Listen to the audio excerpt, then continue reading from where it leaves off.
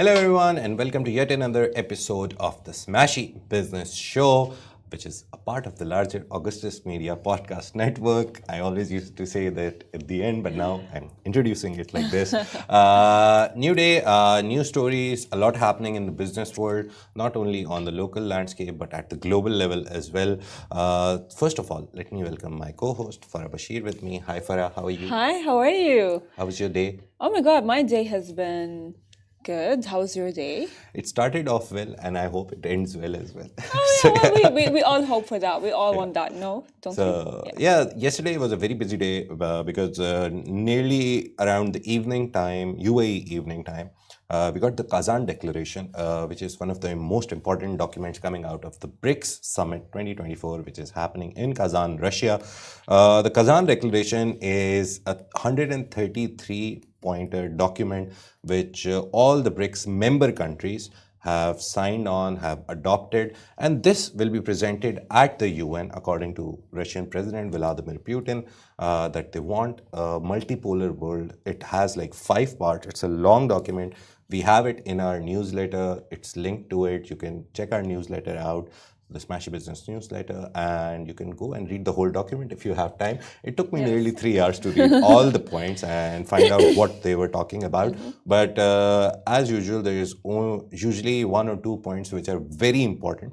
And point number 65 to mention, I'll read it out and then we'll talk about it. Sure. It says, we reiterate our commitment to enhancing financial cooperation within BRICS.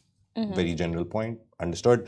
We recognize the widespread benefits, focus now, of faster, low cost, more efficient, transparent, safe and inclusive cross-border payment instruments built upon the principle of minimizing trade barriers and non-discriminatory access. This is basically Kazan Declaration's main highlight, that they want the trade to happen between countries, which they said is faster, low cost, more efficient, transparent, safe and inclusive, but they want it to happen in local currencies, not on the basis of dollar. For sure, we have spoken yesterday about how important it is when the trade is happening with local currencies.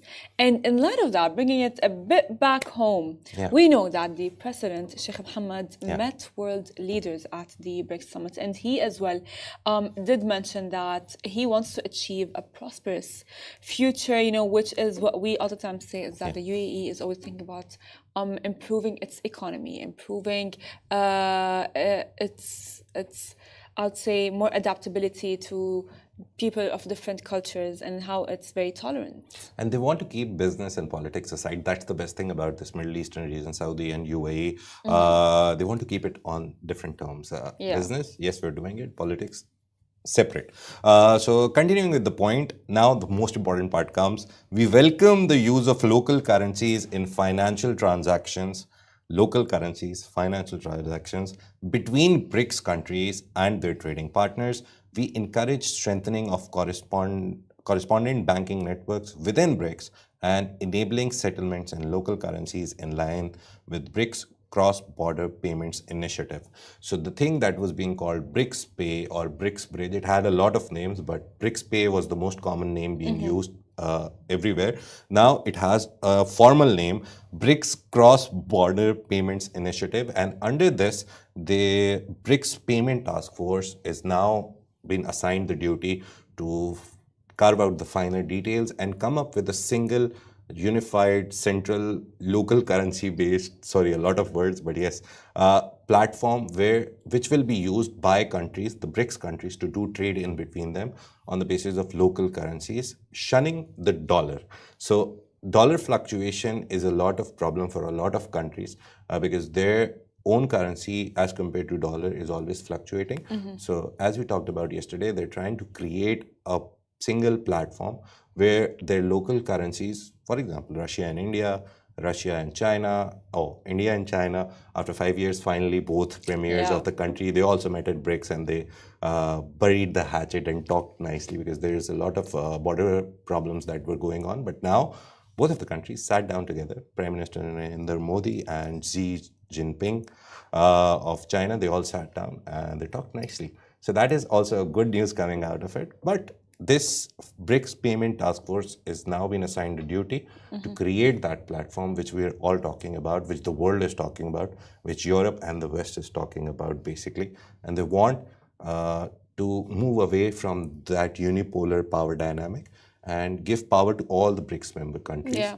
And that will happen when trade will happen in the local currencies. 100%. And as you said earlier, is that, like, I think that this BRICS is not only there to discuss economy, but as well politics, because like with politics, economy gets really quietly affected with politics. So if we like everything is attached. So exactly, everything's attached. It's like spider web. So if I think that Vladimir Putin thought and thinks in a way that, you know what, if we fix like the root issue, which is like a political issue that's happening, then maybe we can that can lead and that can have a quite significant effect on like the economy. And which is why, by the way, His Highness Sheikh Mohammed wrote on social media saying, he said, I was pleased to participate in the BRICS summit in Kazan, Russia. The UAE supports multilateral cooperation that fosters peace and development. Notice how he said peace and development while strengthening collective action to address global challenges. So, of course, now this is the first time the UAE actually participates in the BRICS summit. So this after becoming a full member, literally, so it's going to be like a huge deal, and the economy just will be getting better. Yeah, and some small tidbits from the BRICS summit, just to give you a summary. Yesterday, Mr. Vladimir Putin, the president of Russia, he made a very tongue-in-cheek remark. Someone asked him from the press during their plenary session that why are you creating an alternate to dollar? And he was like, 95% of our trade, since we've been stopped from trading in dollars since their invasion of Ukraine, we have been told not to use dollar. So they stopped us. So we created an alternate system. So 95% of Russian trade with the outside world is now happening in local currencies. So they're like, we did not create this system. They forced us to create the system. And if they have a problem with it now, it's their own creation. But by the way, that's actually very smart, because we know that after the Russian-Ukrainian war that was happening, that was going on, there were a lot of sanctions that were imposed on Russia. And in that way, when Vladimir Putin imposed that, or actually suggested trading with their own currencies, that is a very, very smart move, because in that way, he will not have the sanctions that are imposed actually affect him. Yeah, and Iran also is now a full participating member. There's like full membership-based members who are like part of BRICS Plus, and there are participants now that have been, it's a new term that has been introduced for BRICS. So Iran is now a full participant member, and a lot of other countries, premiers which are visiting, they're also becoming participant members. And soon they'll apply for BRICS membership. BRICS will see, the main member countries will see their country representation, see their proposal, and then they'll acknowledge them and finalize them. So BRICS mainly is for trade and economy, because I was reading yesterday that it represents nearly 50% of the world population, the BRICS countries. And apart from that, 35 to 40% of the world economy is controlled by these countries. It's a very big, major chunk of the world economy. And oil-wise, I don't remember exactly, but they also are a huge they also have a huge part in the oil reserves in the world. So yeah, all of this is shifting the power dynamic to the east. This is how we will end. But the main point is that BRICS, once their payment initiative, which they're trying to build a singular platform, that comes into effect, then we'll see the actual biggest change in the world. Right now, they're discussing it. So let's see, most probably today, the last day, they come up with something. They can make any announcement today. I think for sure that, like a verdict will come out of it. You know what I mean? Like for sure, something will be coming out of it. I'm sure that the countries are, I think the countries are aware of, like, they are maybe expecting what's going to be coming. And the whole world has their eyes on Kazan, Russia, and all the countries that are doing this. So hopefully they know they have the eyeballs of the world, so they will go out with a boom, I guess. So talking about that is one of the biggest things that's happening. Let's move on to some of the stories. that we picked for today to discuss. Cristiano Ronaldo, everyone knows him. I don't need to introduce him, who he is, has invested in a Dubai-based health tech startup, Bioniq. And the Bioniq valuation has now become $82 million. That's a big boost for Bioniq. Our CEO, Richard Fitzgerald, he also hosted him, the Bioniq head Vadim, on the podcast, and I listened to the whole podcast. It was like 40-50 minutes. It's available on Smashi TV. If you're interested in Bioniq and the founder, you can go to Smashi TV, subscribe, and then watch the whole episode. But the main idea was that he was saying that I have regional offices in a lot of places, but I want, and I have given the option to all my workers. At that time, like 10 months ago when the episode was uploaded, he said that I have nearly 80 plus people working for me, and I have given all of them the option to move to Dubai. So if they want to come to Dubai and work from here, I'm fine with it. The company will facilitate the process. So yeah, he thinks that Dubai is the place from where he can expand. And I was reading the press release. One of the interesting numbers that I saw was like this product, we'll talk about it. What the product is, that has the biggest market in the US right now. 60% of the sales that they make happen in the US. So that's interesting that they've based their business here in Dubai, but their sales are in US. So it shows that Dubai is the center from where operationally and logistically it's easier to send their products to US and anywhere else where there is demand. Well, I want to say that the collaboration between Cristiano and Bioniq, I think that's actually very smart because it signals a growing trend towards data-driven, personalized approaches to health and performance optimization. Now, this is as well very crucial because you said how he invested and how like people are having the option to actually work in Dubai. Now, of course, we know that Saudi Arabia and Dubai are like racing towards the top. And both of them are kind of like once you'll see like, Saudi Arabia beating Dubai, and in another note you'll see Dubai beating Saudi Arabia. So I think that's a very smart, because his experience as like an insights as a top athlete, of course, contributes a lot. And he is as well, because he is a top athlete, he knows that he would be enhancing Bioniq's offerings for both professional athletes and as well health conscious.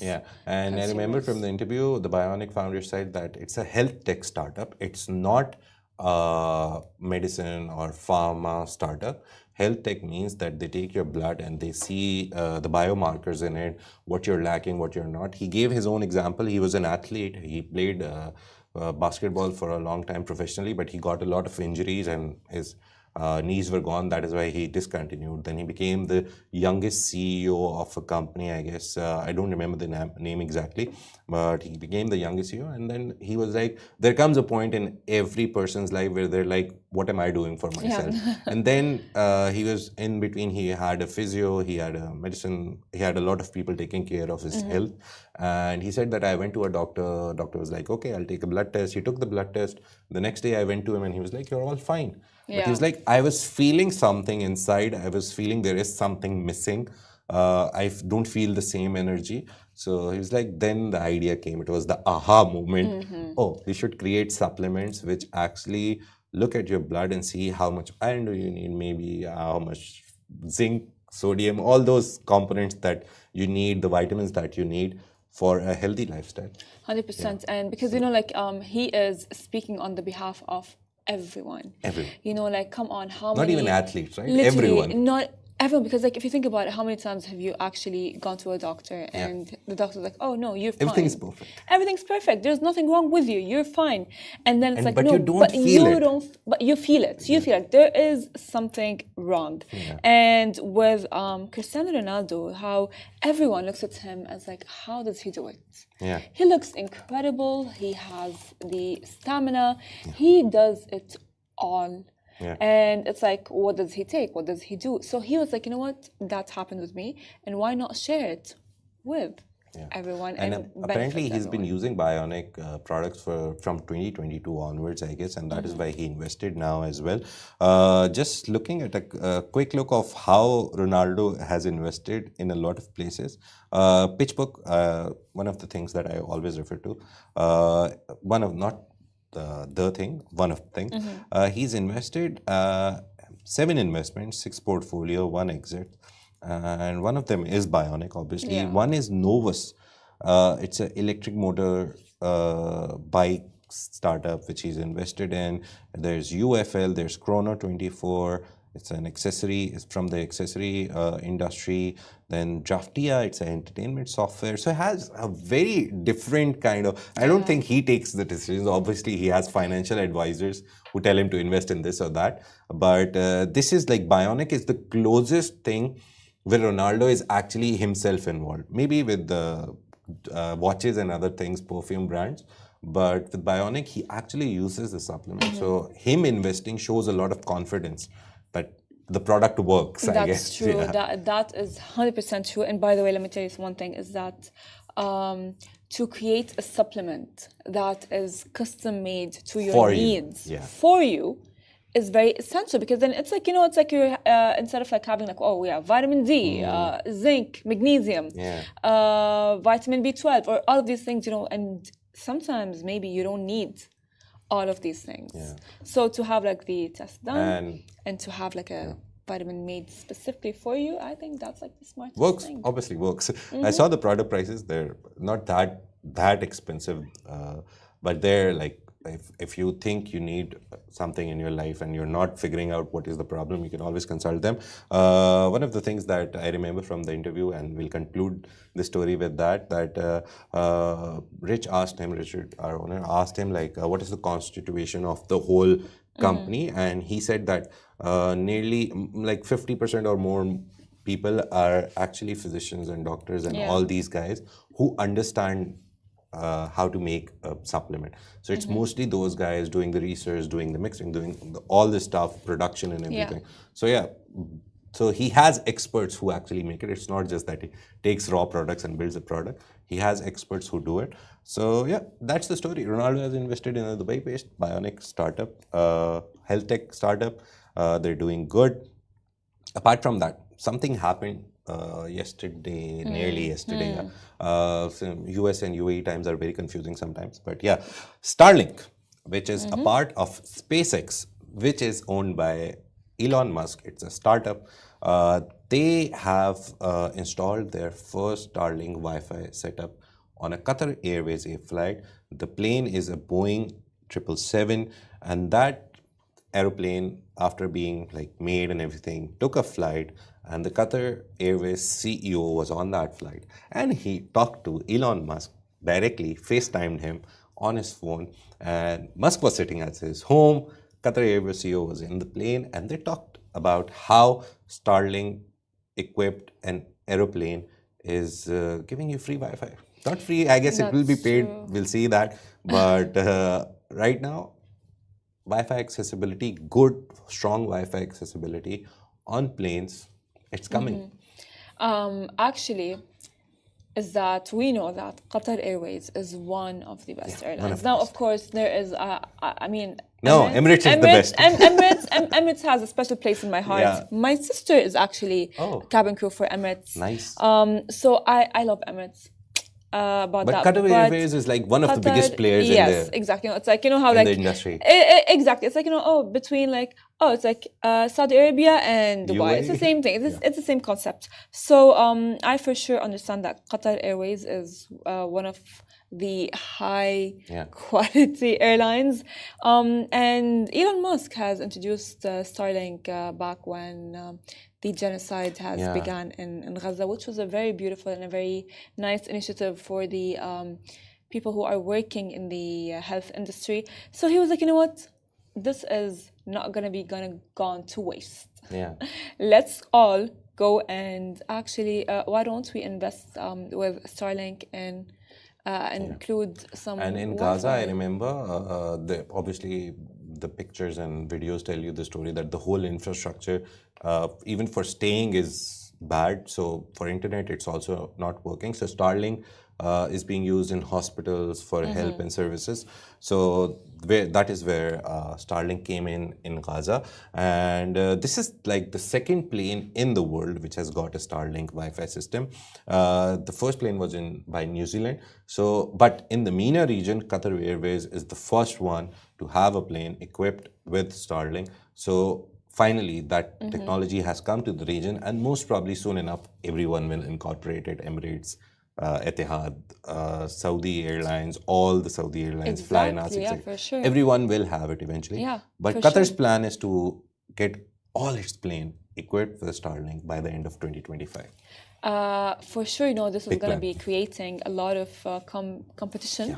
between airlines. Like you are going to now see, now we know that the Boeing 777 on Emirates Airlines, I think maybe if you pay for like a service, maybe you can get the Wi-Fi, but I'm not sure I don't think it's like No, it's Starlink. paid, but it's not that good, to It's be not honest. that. Of course, it's not It that is paid. good. Emirates, sometimes one or twice my wife has bought it and used it, but it's not good for video streaming, the high-end work of internet. It's good for sending WhatsApp messages, Yeah. I'm flying For in the basic air, blah, blah, stuff. basics. Basic stuff. But if you want to buy a Yeah. good connection, it's very expensive. But a plane equipped with this system, Yeah. it's flying with that system, so at the end of the day, consumers will get a cheaper price, I guess. Yeah. We'll see how it happens, how it turns out. We Hopefully. don't know anything for sure. Hopefully, you know now, what? yeah. Honestly, to be honest with you, I'm really hoping that it will create a lot of competition, and with that, we are going to start seeing Wi-Fi in airplanes. Yeah, and most probably it'll become free in the not in the near future, distant future, but maybe after like everyone gets it, it will Yeah. become like a USP. usual thing. Yeah, and we're giving you free Wi-Fi, so come fly with us. So Yeah. it can become that. Very good marketing tool, to be honest. But yeah, Air New Zealand was the first one to adopt it. Now Qatar Airways has done it. By the end of 2024, this year, 12 Boeing 777s. 300s will be equipped with Starlink, and the full fleet of Qatar Airways is expected to be covered by Starlink by 2025.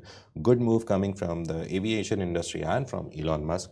SpaceX was recently in the news as well. They caught a rocket booster, remember? Yeah. So they threw a rocket in the air and they're trying to make travel to other planets or moon, etc. cheaper. So they caught the rocket booster in the first try. That was great. So the startup is doing great. It's not public. It's not on any listed. It's not listed still. Didn't go to public. He's self-boosting SpaceX, and Starlink, obviously under it, is also working. So good for SpaceX. One of the top 3 funded startups right now: OpenAI, them, and ByteDance, owners of TikTok. These are the 3 top funded startups in the world. Let's move on to the next story, which is about electric vehicles. There's a new player in the UAE, and it's from China. And they have NIO. They've launched an EL8 version of their car. So NIO is a premium smart electric vehicle. Pioneer, they call themselves Pioneer, but it's one of the electric vehicles brand, has launched its flagship EL8 SUV in the UAE, marking its first entry into the Middle East. This is the first time they're coming to the Middle East, and they chose UAE. Very good signs for UAE. This launch comes after the establishment of NIO MENA. It's a joint venture with CYVN Holdings in Abu Dhabi. So CYVN and NIO combined and made a company, NIO MENA, and under that they launched their first cars, aimed at expanding NIO's presence in the region. The EL8 blends intelligent technology, sustainable design, luxury, all the things that every car says has, with NIO's innovative battery swapping tech, allowing for fast, convenient charging solutions. So that is like one of the USPs that they said that you can swap the battery, just take it out, put the another one, put it on charge, and then go. Well, one thing for sure that I've been thinking the more that you were talking about the news is that with NIO's entry to the UAE, this all just like keeps in my head about how it is going to be growing momentum for sustainable mobility in the region. Now we know how the UAE is all about the environment lately, and it's like one of the main aspects that they are trying to achieve to reach their 2030 goal, because it will align for UAE's push for green energy initiatives. And as well, the EL8's introduction reinforces as well NIO's global leadership in premium electric vehicles and introduces the Middle East market to advanced EV technology. technologies. So we know for sure that this all is happening because they all want to align with having a better environment. And the UAE is very big on that. We mentioned before several times over and over again about how they are incorporating that in like small initiatives, like for example, you can have like they banned the plastic bags. Exactly, like the plastic That was bags. the most important news for normal people. Literally, now you carry a bag to your shop. or even it's like, good. or even if you get like a drink, you know what I mean? Like you don't even have the straws are paper straws. You know what I mean? I hate them, but they're good for the environment. So I'm like, they're good for the I'll environment. work with them. Exactly, it's like they're good for the environment. And usually, I guess paper straws. To be honest, it's a very complicated discussion on it. They're very good for the environment, but for my son, if I talk from experience, and you've used it as well, everyone has used it now. For kids, it's very difficult because they take their slow time to drink any juice and everything. So it tends to like... it loses its sturdiness. It's not a paper anymore. It's like... So, but for us, I guess we drink it and it's good. That's true. But we have to make small sacrifices for the environment so our future generation can see the world become a better place. Some numbers about the EV market globally that I saw are like there are 10.2 million electric vehicles that are sold globally. So 10.2 million cars are being sold globally. That's a 49% increase from 2022. These are the like 2024 numbers. As of now, like 9 months numbers.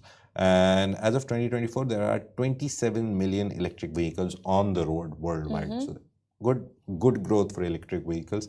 And EVs accounted for around 14% of total passenger car sales globally. So passenger cars also. Because in UAE, we see a lot of hybrid cars. We do. And taxis as well. And, so and they're helping the environment as well. Literally. And as well, you know, like at the mall, there are like some like stations that are specifically targeted for hybrid cars. A lot of malls in the UAE actually have them. You can just go there, park your car. You'll get a parking spot easily as well because of an EV. So China is the biggest player in the EV market. Europe is the second largest market. And China nearly has like 60% of the global EV sales. So China is big. And this NIO company, it's also a Chinese international car manufacturer. So they're coming to the UAE and out of all the Middle Eastern countries. It's a good sign. United States is third in the list. Apart from that, some MENA region numbers I saw was total number of electric vehicle sales across the MENA region was relatively low with fewer than 50,000 EVs sold. EVs account for less than 1% of the total car sales in most MENA countries. These numbers, they look negative, but they're a very good sign for any company entering the market. Because if the sales are low, if they can give a good product, people will buy it. Agreed. Good and cheap product. I agree with you 100%. A lot of these vehicles are full of options. I've seen one car, I don't know when, I don't remember exactly, but they're full of options. You can talk to your car. There are options where you can be just like, if you're sitting in the passenger seat, you can just say, turn on my, put down my window.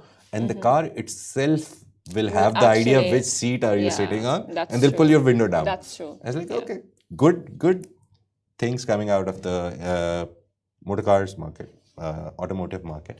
All these things happen in the UAE, in the MENA region, across the globe. BRICS is happening. Today is the last day. If you want to know anything about what's happening at BRICS, you can follow us on our social media channels. And we do the most important part of BRICS in videos and in post forms. So you can follow us there. If you missed any part of the show, if you want to know what we're talking about, if you join in the middle, just go to YouTube, go to live and watch the whole show. If you don't have time to watch it, just go on all the listening platforms, whichever one you prefer. Write Smashi Business and you can listen to this whole show there as well. Thank you so much for joining us. Tomorrow is Friday. We'll join you for the last day of the weekday and tell you all about what's happening. We'll give you a whole summary of the week as well. This is the Smashi Business Show, part of the Smashi Business production, which is part of the larger Augustus Media podcast network. We have 1.3 million listeners on our audio, on all the audio platforms, on Apple Podcasts, I guess, alone. So if you're one of them, thank you so much for listening. Take care. Have a great day. See you on Friday.